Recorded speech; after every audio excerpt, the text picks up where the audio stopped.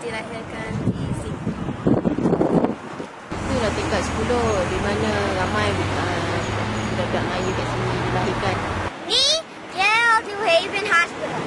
Ini pula Children's Hospital. Okey, ini hospital bahagian tempat beranak. Walaupun dia tulis kat situ kata Children's Hospital. Children's Hospital di tingkat 2 dan tingkat 10 tempat beranak. Selalunya bila kita nak beranak, kita bawa kereta kita masuk terus dekat yang ada orang budak-budak ramai kat situ tu. Kita park je kereta kat situ dan beritahu orang tu kat situ kata suami boleh cakap lah kata isteri nak beranak. Jadi kita tinggalkan kereta kat situ. Dan siapa yang nak beranak tu masuk kat dalam tu, ada receptionist. Kita sign up kat situ and then nurse akan bawa terus ke tingkat untuk beranak. Dan tak perlu risau pasal kereta. Setelah selesai urusan beranak tu pun baru suami boleh turun balik dan check itu. Next tu children, tempat beranak tadi tu ada children's emergency. Kalau misalnya ada emergency ke, ada accident ke anak-anak kita, kalau tak call 911, kita terus bawa kemari, terus jumpa kat dalam tu. And then anak kita orang, almost everybody dah kemari kecuali Amirul. Aiman pun sudah pergi ke tu apa Aiman jatuh kat mana? Oh wait. No. I think somewhere here. He got cut here.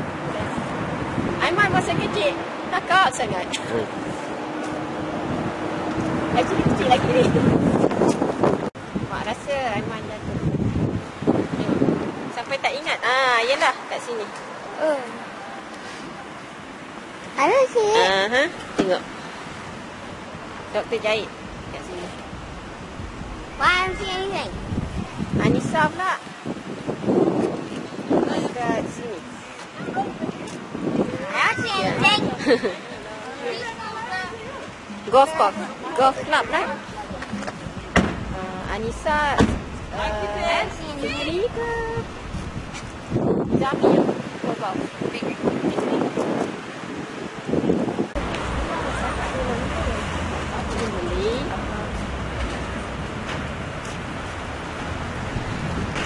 So many ambulances.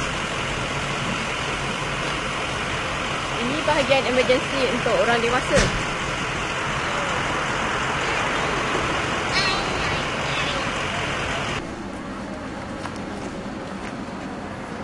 Ini kalau kita sendiri datang emergency, kita memang akan sini lah. Yang tadi tu kalau ambulance park kat sini ni, kalau kita datang sendiri dengan kereta kita untuk orang dewasa, mereka datang bahagian emergency.